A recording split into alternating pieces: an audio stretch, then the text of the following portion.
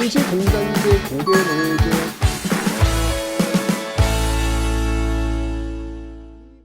자, 이렇게 해서 대한민국 정부, 그 다음에 조선민주주의 인민공화국 들어왔는데요. 자, 이제 이 조선민주주의 인민공화국 김일성이 남침을 합니다. 그래서 나온 게 바로 6.25 전쟁이 되는 것이죠. 자, 6.25 전쟁 어떤 내용일까요? 자, 6.25 전쟁은 여러분들 이 흐름을 좀 기억하셔야 됩니다. 시험에 나오니까요. 잘 봐주세요. 자, 소련과 중국의 지원을 끌어냅니다. 북한은 말이죠. 예. 자, 그리고 또 하나의 그 좋은 환경이 뭐였냐면 애치슨, 미국에서 애치슨 선언이 나오는데 이 애치슨 선언의 내용은 뭐냐면 미국이 극동 방위선 라인을 정했는데 우리나라가 빠져. 일본만 들어가. 뭐야? 그럼 김일성이 얘기했지. 뭐야? 미국이 대한민국 버렸네. 기회는 이때네라고 오판할 여지가 있겠죠.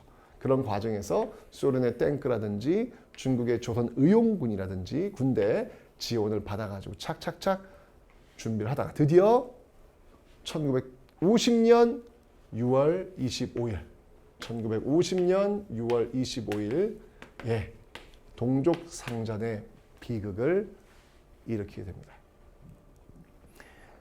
탱크를 앞세워가지고 밀고 내려왔죠. 밀고 내려와서 거의 정말 전광석화처럼 밀고 내려갑니다. 그래서 낙동강 방어선. 낙동강 넘으면 바로 여러분 대구고요. 바로 내려가면 부산이에요. 정말 너무 가볍게 이 한반도가 적화 통일될 수 있는 그 위기의 순간이었죠. 이 낙동강 방어선을 지금 유엔군과 국군이 만들어 놓고 여기서 치열한 전투를 벌이죠. 그 대표적인 전투가 바로 다부동 전투라는 겁니다. 다부동 전투. 다부동 전투. 왜 여러분 낙동강 오리알 된다라는 말 있죠? 그것도 뭐냐면 그 당시에 이 총격이 가지면서 낙동강 라인에 있었던 그 인민군이 총이 맞고 낙동에 빠지는 그런 모습들이 또 회자가 되면서 낙동강 오리알 신세 이런 어떤 표현들이 막 그런 데 나오는 거예요. 얼마나 치열한 싸움이 벌어지면 대표적인 다부동 전투가 여기서 나오는 겁니다. 당연히 이제 이 과정에서 이제 수도는 부산으로 옮겨가죠. 부산으로 이제 임시수도가 되었습니다. 자, 거의 절체절명의 그 위기의 순간에 이걸 뒤엎는 사건이 벌어지죠. 그게 바로 인천 상륙 작전이라는 겁니다. 인천 상륙 작전. 메가더가 중심이 됐던 이 인천 상륙 작전. 근데 여러분 이 인천 상륙 작전을 전개시키기 위해서 정반대 동해안 쪽에서 이 장사리라고 하죠.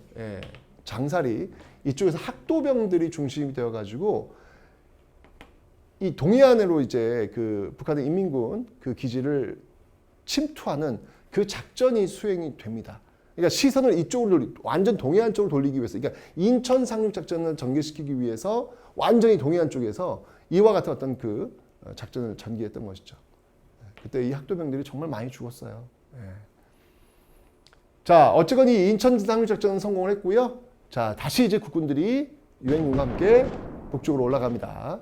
압록강까지 올라가잖아요. 그죠? 압록강까지 올라가는데 이제 통일이 이루어지는 줄 알았는데 여기에 이제 중국군이 개입을 합니다. 중국군이 개입을 하면서 다시 이 인해 전술을 밀고 내려오잖아요. 급하게 철수를 하는데 육지로 철수할 수 있는 시간은 너무 부족한 거야. 배를 타고 바로 내려와야 되겠어. 그래서 이루어진 게 바로 이 흥남철수. 이 흥남철수의 과정 속에서 여러분들 알고 있죠? 메러딕 빅토리오. 메러딕 빅토리오. 크리스마스의 기적이라고 하죠. 12월 15일부터 12월 25일 그 사이 크리스마스 끼어 있습니다. 그 사이에 이제 벌어지는 건데 원래 철수라고 하는 건 여러분들 군대 철수를 얘기하는 겁니다. 근데 이때 이 군인들이 민간인 10만 명을 데리고 같이 내려와요. 아, 대단하죠, 여러분들. 있을 수 없는 일이 벌어진 겁니다. 이 과정에서 여러분들 참 이때 이게 애기들 그 배 안에서 이 애기도 태어나요. 그 애기들 이름이 뭔지 알아요? 김치 1, 김치 2, 김치 3, 김치 5 5명의 애들. 그렇게 이름도 지어지고요. 그때 그 배 안에 타고 있었던 그 부모의 께서 태어난 아이. 그 아이가 또 문재인 대통령이기도 하고요. 그리고 이 배를 타고 내려와 가지고 거제에 있다가 서울로 올라오는 길에 기차가 고장 나가지고 대전에 내려가지고 거기서 빵을 파신 분이 있죠. 그게 대전의 그 유명한 성심당. 네. 이게 진짜 이게 와, 이 배에 무슨 뭐 별의별 일이 다 생겼어. 네? 엄청납니다, 진짜 이게. 그죠? 정말 그 기적이었던 그런 모습들이 아닌가라는 그런 생각이 들어요. 그러면서 이제 철수를 했고요. 결국 서울을 뺏겨요. 그게 바로 1950년 1월 4일입니다. 그래서 이걸 일사후퇴라고 하는 거예요. 다시 서울을 뺏긴 거예요. 근데 이 과정 속에서 이걸 이제 막아내기 위해서 이 국민방위군이라는 걸 조직을 합니다. 국민방위군. 근데 이 국민방위군 사건이라고 하는데, 그러니까 지금 이 인민군 막 밀고 내려오니까 어떻게든 막아내려고 막 긁어 모은 거예요. 근데 사람만 모은다고 되는 게 아니잖아. 군수물자 줘야 될 거 아니야. 먹을 것도 줘야 되고, 뭐 총도 줘야 되고, 옷도 줘야 될 거 아니야. 그런데 이 군대의 총체적 부패 속에서 이 군수물자가 보급이 안 되는 거예요. 이 국민방위군 이 사람들 한 50만 모아놨거든요. 근데 이동을 하는데 어떤 군수물자도 보급이 안 되는 거야. 그래서 이 추운 겨울 아닙니까 지금. 이 겨울에 그냥 이동을 해요. 이동을 하다 어떤 일이 벌어져? 굶어 죽고 얼어 죽고. 이야, 이게 뭐 말도 안 되는 사건이 벌어집니다 이게. 국민 방위 사건도 이때 벌어지고요. 자, 그러면 다시 이제 38선 경계를 해서 또 공방이 이어지다가 소련이 휴전을 제의합니다. 그만. 야, 이제 뭐 핵폭탄 떨어진다는 얘기가 나오고 그러니까 이제 그만. 결국 정전회담이 이루어지고 있죠. 첫 번째 정전회담은요 개성에서 이루어집니다. 아우, 이때도 대단했어요. 무슨 뭐 그 정전회담 하는데 유엔군하고 북한군하고 뭐 의자 높이 때문에 싸우기도 하고, 의자가 향한 곳 남쪽을 향한 뭐내 정말 이렇게 너무 유치찬란한 또 그런 모습들, 그런 모습들이 이제 이루어지고 있습니다.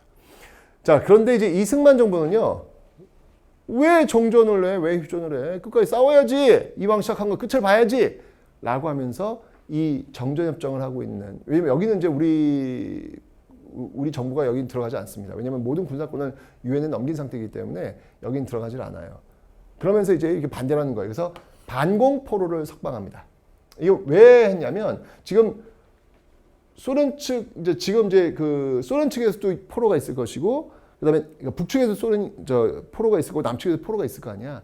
이 포로를 교환하는 게 이제 굉장히 큰 중요해요. 이제 왜냐면 싸움을 끝내야 되니까 포로들을 서로 안전하게 교환을 해야 될 거 아니에요. 굉장히 중요한 어떤 그런 문제란 말이지. 그래서 그것 때문에 지금 사실은 이 휴전이 굉장히 길어지고 있어요, 지금요. 어떻게 이 포로를 이제 송환할 것이냐. 근데 그 과정에 포로를 바로 풀어준 거야.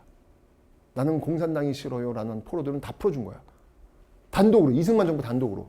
지금 미국과 소련이 지금 정전협정 지금 포로 지금 회담하고 있는데 미국이 난리가 났죠. 이승만 이거 죽여라. 암살시키자.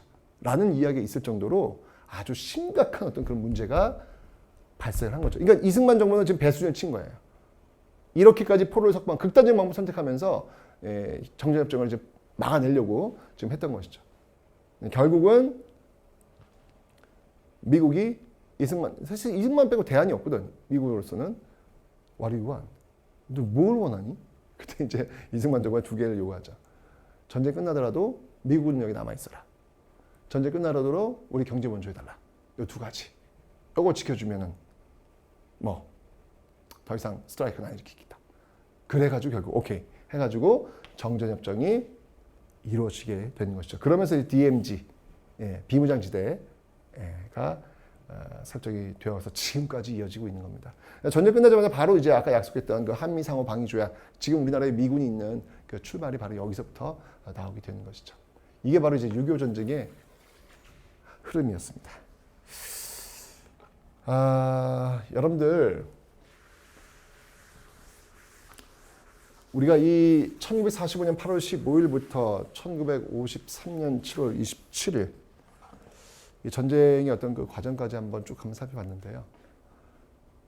사람보다 이념이 앞섰을 때 결국 우리는 서로 죽이고 죽이는, 인간의 증오와 미움이 앞서면서 서로 죽이고 죽이는, 사람에 대한 어떤 그 가치, 인간에 대한 존중과 예의가 없어지는 그 비극적 과정 속에서 우리는 결국 전쟁이라는 동족상전의 비극을 맞이하게 되었습니다.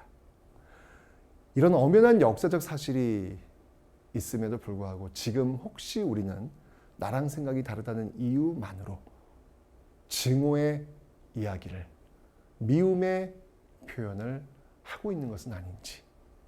민주주의란 인간에 대한 예의와 존중이 갖춰질 때 그 민주주의는 더욱더 건강해진다는 사실. 한번 우리가 이 해방공화에서 배워야 될 교훈이 아닐까라는 생각이 들면서 오늘 강의 마치도록 하겠습니다.